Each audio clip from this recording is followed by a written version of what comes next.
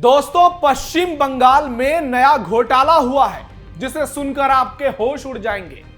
TMC के राज में इतना बड़ा षड्यंत्र रचा गया है कि पूरे बंगाल में बवाल मच गया है और हिंदुओं के होश उड़ गए हैं। आपको बता दें कि चुनाव आयोग ने आखिरी बार पश्चिम बंगाल में साल 2002 में एसआईआर किया था। इसके बाद वहां के लगभग 100 मतदान केंद्रों के वोटर लिस्ट रिकॉर्ड गायब हो गए हैं। जी हां, बंगाल के 100 बूथ के रिकॉर्ड ही उपलब्ध नहीं है। जैसे ही यह जानकारी सामने आई, पूरे बंगाल में खलबली मच गई। बीजेपी के खेमे में हड़कंप मच गया और ममता बनर्जी और उनकी सरकार सवालों के घेरे में आ गई है। इस साल चुनाव आयोग एसआईआर के लिए 2002 की सूची को आधार मान रहा है और बिहार के बाद बंगाल में एसआईआर होने जा रहा है। ऐसे में बहुत जल्द यह मामला चुनाव आयोग के संज्ञान में लाया जाएगा और इसके साथ नए एसआईआर के आधार के रूप में 2002-2003 की मसौदा वोटर लिस्ट के इस्तेमाल की अनुमति मांगी जाएगी। पश्चिम बंगाल में कुछ मतदान केंद्रों पर 2002 के बाद के एसआईआर रिकॉर्ड बिल्कुल भी उपलब्ध नहीं है। कुछ मामलों में मतदाता सूचियां इस तरह से नष्ट हो गई हैं कि उन्हें आयोग के सर्वर पर अपलोड करना भी संभव नहीं है। सोचिए, पता चला है कि जिन मतदान केंद्रों के रिकॉर्ड उपलब्ध नहीं हैं, उनमें से ज्यादातर दक्षिण 24 परगना, हावड़ा, उत्तर 24 परगना, मुर्शिदाबाद और बीरभूम जिलों के हैं। ये जिले घुसपैठियों के अड्डे और ममता बनर्जी की पार्टी टीएमसी का गढ़ है। इसलिए एक बड़े घोटाले की खबर अब देश को झकझोरने वाली है। बहुत बड़ा दावा किया जा रहा है और ये अगर सच हो गया तो यकीन मानिए भारत की सियासत में तूफान आ जाएगा। नमस्कार, कैपिटल टीवी के स्पेशल शो टर्निंग पॉइंट में आपका स्वागत है। मैं हूं आपके साथ नवेंदु शेखर झा। आज टर्निंग पॉइंट के इस एपिसोड में हम आपको बताएंगे कि बंगाल में कैसे घुसपैठियों के जरिए बहुत बड़ा खेल खेला गया और अब एसआईआर पश्चिम बंगाल की मजबूरी बन गया है। साथ ही नए घोटाले की पूरी कहानी भी बताएंगे और बंगाल में कैसे एसआईआर ममता के लिए सिर दर्द बन गया है। वीडियो बहुत शानदार होगी, लास्ट तक जुड़े रहिएगा। बंगाल सरकार और चुनाव आयोग में भीषण टक्कर। 100 मतदान केंद्रों की वोटर लिस्ट गायब होने की यह जानकारी ऐसे समय में सामने आई जब पश्चिम बंगाल के 2 विधानसभा क्षेत्रों में तैनात 4 चुनाव अधिकारियों को इलेक्शन कमीशन ने निलंबित कर दिया है। इस कार्रवाई को लेकर चुनाव आयोग और राज्य सरकार के बीच भयंकर टकराव देखने को मिल रहे हैं। बताया जा रहा है कि इन दोनों सीटों की वोटर लिस्ट में गलत तरीके से नाम जोड़ने का मामला सामने आया था, जिसकी वजह से चारों अधिकारियों को निलंबित कर दिया गया। वहीं ममता सरकार ने और खुद ममता बनर्जी ने चारों अधिकारियों का खुलकर समर्थन किया और बचाव करते हुए कहा था कि वो चुनाव आयोग के द्वारा अधिकारियों को निलंबित करने के आदेश का पालन ही नहीं करेंगी। कैसी तानाशाही है। इसे लेकर चुनाव आयोग ने राज्य के मुख्य सचिव मनोज पंत को बुधवार शाम दिल्ली तलब किया था। दिल्ली स्थित चुनाव आयोग मुख्यालय में उनसे मुलाकात की गई। उसके बाद उनसे जवाब मांगा गया। फिर उन्हें 7 दिन की मोहलत दी गई है और अब सबकी निगाहें मनोज पंत और चुनाव आयोग के अधिकारियों के बीच होने वाली अगली बैठक के नतीजों पर टिक गई है। लेकिन दूसरी ओर एसआईआर पर ममता बनर्जी चुनाव आयोग को ही धमका रही हैं, परिणाम भुगतने की चेतावनी दे रही हैं। ये तक कहती हैं कि जब तक मैं जिंदा हूं, बंगाल में एनआरसी लागू नहीं होने दूंगी। इन चारों चुनाव अधिकारियों पर आरोप यह है कि इन्होंने न केवल आवेदनों का निपटारा करते समय ईआरओ और एईआरओ के तौर पर अपने कर्तव्यों का पालन नहीं किया, बल्कि चुनाव पंजीकरण डेटाबेस के लॉगिन क्रेडेंशियल अनधिकृत व्यक्तियों के साथ साझा करके डेटा सुरक्षा नीति का भी उल्लंघन किया। जी हां, गौर से समझिए। इन अधिकारियों ने वोटर लिस्ट के आवेदन निपटाने के दौरान लॉगिन आईडी और पासवर्ड अनधिकृत व्यक्तियों को साझा किए, जिससे बिना वेरिफिकेशन हजारों नाम वोटर लिस्ट में शामिल कर दिए गए और ये सभी मुसलमानों के ही नाम होंगे। माना जा रहा है कि ये बांग्लादेशी घुसपैठियों को सूची में शामिल करने की बड़ी षड्यंत्र थी और यदि ये आरोप सही साबित होते हैं तो दोषियों को 3 महीने से लेकर 2 साल तक की सजा और जुर्माने का प्रावधान होगा। यह मामला राज्य की सियासत में नया तूफान ला सकता है और सोचिए इसका इंपैक्ट आने वाले समय में कैसा होगा। और एसआईआर आज वाकई में देश की सबसे बड़ी जरूरत बन गया है, कहें तो मजबूरी भी है। जी हां, पश्चिम बंगाल में कई जिलों में घुसपैठिए वोटर्स। 2011 की जनगणना के मुताबिक पूरे देश में हिंदू आबादी में 0.7% की गिरावट आई। पश्चिम बंगाल में हिंदू आबादी में करीब 2% की गिरावट आई। वहीं पूरे देश में मुस्लिम आबादी 0.8% बढ़ी, जबकि इस दौरान बंगाल में मुसलमान आबादी 2% तक बढ़ गई। और यह अच्छी खासी बढ़ोतरी है, इसे गंभीरता से समझिए। बंगाल में 2001 में मुस्लिम आबादी केवल 25% थी, हालांकि केवल नहीं कह सकते, ये बहुत ज्यादा है, जो 2011 में बढ़कर करीब 30% हो चुकी है। और कई तो दावा कर रहे हैं कि यह आंकड़ा 32% से भी ज्यादा है। आज बंगाल की 9.5 करोड़ की आबादी में करीब 2.5 करोड़ लोग मुसलमान हैं, इससे ज्यादा भी हो सकते हैं। दरअसल पश्चिम बंगाल में मुसलमान एक वोटर के तौर पर पार्टियों के लिए बेहद महत्वपूर्ण बने हुए हैं।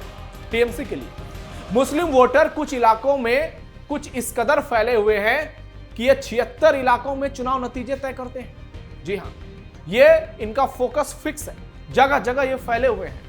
बांग्लादेश सीमा से सटे बंगाल के जिलों में मुस्लिमों की आबादी सबसे ज्यादा हो गई है। मुर्शिदाबाद, मालदा, उत्तर दिनाजपुर, 24 परगना, कहीं कहीं इनकी आबादी 50% से भी ज्यादा है और ये इलाके मुस्लिम बाहुल घोषित कर दिए गए हैं। इनके अलावा दक्षिण और उत्तर 24 परगना जिलों में इनका असर बहुत ज्यादा है। विधानसभा की 294 सीटों में से 70 से 100 सीटों पर इस तबके के वोट निर्णायक हैं और तभी ममता इतना छटपटा भी रही है। साल 2006 तक प्रदेश के मुस्लिम वोट बैंक पर वामपंथियों का कब्जा था। हालांकि उसके बाद इस तबके के वोटर धीरे धीरे ममता की टीएमसी की ओर आकर्षित हुए, क्योंकि इनको तमाम सुविधाएं दी गई, पालन पोषण किया गया, इनको वोटर बनाया गया, नेता बनाया गया। और साल 2011 और 2016 में इसी वोट बैंक की बदौलत ममता ने न सिर्फ बम्पर जीत हासिल की, बल्कि ममता मुसलमानों की सबसे बड़ी मसीहा बन गई। 2011 की जनगणना के मुताबिक बंगाल के मुर्शिदाबाद में करीब 47 लाख मुस्लिम आबादी है, जबकि हिंदू आबादी सिर्फ 23 लाख है। वहीं मालदा में 20 लाख मुसलमान हैं, जबकि हिंदू उनसे कम हैं। उत्तरी दिनाजपुर में 15 लाख मुसलमान हैं, जबकि हिंदू उनसे आधे हैं। कभी पश्चिम बंगाल की राजधानी रहा मुर्शिदाबाद अब मुसलमान बहुल इलाका बन चुका है। यहां के कई इलाकों में शुक्रवार की छुट्टी घोषित की गई है। यहां 2011 की जनगणना के मुताबिक कुल मुस्लिम आबादी बढ़कर 67% हो गई है, जबकि हिंदू आबादी 33% तक रह गई है। कैसे यह पूरा डेमोग्राफी बदला है? कुछ दिनों पहले बीजेपी ने दावा किया था कि घुसपैठिए टीएमसी के नेता और कार्यकर्ता बन रहे हैं और नेता प्रतिपक्ष शुवेंदु अधिकारी ने यह तक कह दिया था कि बंगाल में 1 करोड़ से अधिक बांग्लादेशी और रोहिंग्या घुसपैठिए हैं। यानी सीधे तौर पर कहें कि ये 1 करोड़ लोग ममता के वोटर हैं, इनके परिवार वाले वोटर हैं। अगर वोटर लिस्ट गायब हुआ तो फिर कुछ ना कुछ बात तो जरूर होगी और तय मानिए कि जब एसआईआर होगा तो दूध का दूध और पानी का पानी हो जाएगा। बंगाल में लाखों में नहीं करोड़ों में घुसपैठिए नजर आएंगे जो वोटर बने हुए हैं। इनके आधार कार्ड, राशन कार्ड बनवाए गए हैं और इनको दामाद की तरह इज्जत दी जाती है। ममता कहती है कि हम 1 रोटी खाएंगे लेकिन तुमको भूखे नहीं रहने देंगे। और यही हाल पड़ोसी राज्य असम का है, जहां बांग्लादेश सीमा से सटे असम के जिले धुबरी, करीमगंज, दक्षिण सलमारा, काछर में मुस्लिम आबादी 32% तक बढ़ी। हालांकि असम की कहानी थोड़ी अलग है। वहां हिमंता विश्व शर्मा सीएम है और वह घुसपैठियों पर ताबड़तोड़ एक्शन ले रहे हैं, जबकि ममता की कहानी पूरी पलटी हुई है। 2011 में हुई जनगणना के राष्ट्रीय औसत अनुमान के लिहाज से आबादी में बढ़ोतरी 12.5 और राज्य स्तरीय अनुमान के मुताबिक 13.5 होनी चाहिए थी, जबकि यह उससे डबल है। ये असम के आंकड़े हैं। और हिमंता कह रहे हैं कि 10 साल में असम में मुसलमान 50% हो जाएंगे। इसके बावजूद हेमंता विश्व शर्मा तुष्टीकरण की सियासत से दूर है और वो खुलकर कहते हैं कि वो घुसपैठियों के खिलाफ सियासत करेंगे। अगर मुसलमानों को नाराज होना है तो हो जाए। टीएमसी ने कही लोकसभा भंग करने की बात। बंगाल में इस वक्त बवाल मचा हुआ है। जी हां, नए घोटाले की सुगबुगाहट तेज हो गई है। एसआईआर को लेकर ममता परेशान है। टीएमसी महासचिव और ममता के भतीजे अभिषेक बनर्जी ने अपने सोशल मीडिया साइट एक्स पर पोस्ट में लिखा कि बंगाल में एसआईआर से पहले लोकसभा को भंग करना चाहिए। यदि कोई वास्तव में एसआईआर के विचार का समर्थन करता है तो चुनाव आयोग के अपने बयान के मुताबिक इस देश के लोगों के साथ विश्वासघात किया गया है। उन्होंने कहा कि लोकसभा को भंग कर दिया जाना चाहिए। पूरे देश में एसआईआर कराकर फिर आम चुनाव कराना चाहिए। विपक्षी सांसदों ने सोमवार को निर्वाचन आयोग कार्यालय तक दिल्ली में मार्च निकालने की पूरी कोशिश की, जमकर हुड़दंगबाजी की। कईयों ने बैरिकेड तोड़ी तो कई कूदे, कई दौड़ते भागते नजर आए। राहुल अखिलेश भी थे, लेकिन उन्हें बीच में ही रोक दिया गया क्योंकि वहां सिर्फ 30 को बुलाया गया था। ये 300 की फौज लेकर पहुंचे। कांग्रेस ने बुधवार को घोषणा किया कि लोकसभा में नेता प्रतिपक्ष राहुल गांधी बिहार में इंडी गठबंधन के नेताओं के साथ 17 अगस्त से प्रदेश भर में वोट अधिकार यात्रा, पद यात्रा निकालेंगे। सोचिए क्या स्थिति है इन लोगों की।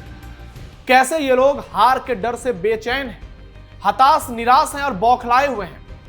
और ममता बनर्जी तो इस कदर घबराई हुई हैं कि उनको तुष्टीकरण के अलावा कुछ नजर ही नहीं आ रहा है। जो बंगाल आजादी के लिए जाना जाता था, जो बंगाल भारत की अस्मिता के लिए जाना जाता था, आज उसी बंगाल को ममता ने घुसपैठियों के हवाले कर दिया है।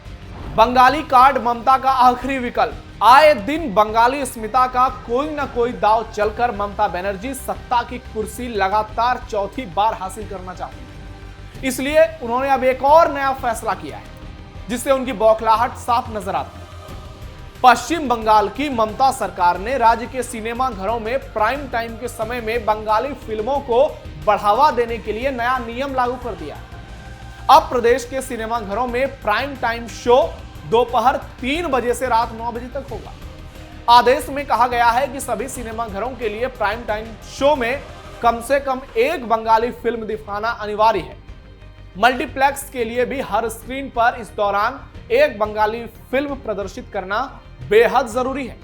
नियम का पालन न करने पर राज्य सरकार आरोपियों के खिलाफ कठोर कार्रवाई करेगी।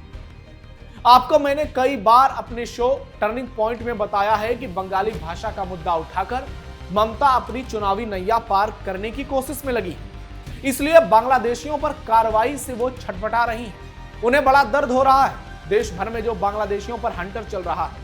और अब ये 100 बूथ पर वोटर लिस्ट गायब होने का मामला बहुत बड़ा मुद्दा बनने वाला है। ममता को जवाब देना होगा, टीएमसी को जवाब देना होगा, पूरे बंगाल की जनता को ममता और टीएमसी जवाब देगी।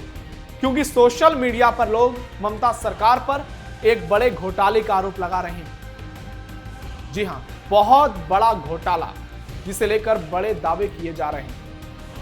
आपकी राय क्या है? कमेंट बॉक्स में अपनी राय जरूर दीजिए और ऐसे महत्वपूर्ण मुद्दों पर खुलकर अपने विचार कमेंट बॉक्स में रखिए। आप अपने सवाल भी रख सकते हैं, हम अपनी अगली वीडियो में उसे डिस्कस करेंगे। फिलहाल के लिए इतना ही। टर्निंग पॉइंट के साथ आप जुड़े रहिए, सावधान रहिए, अलर्ट रहिए और अपने आसपास पैनी नजर रखिए। धन्यवाद।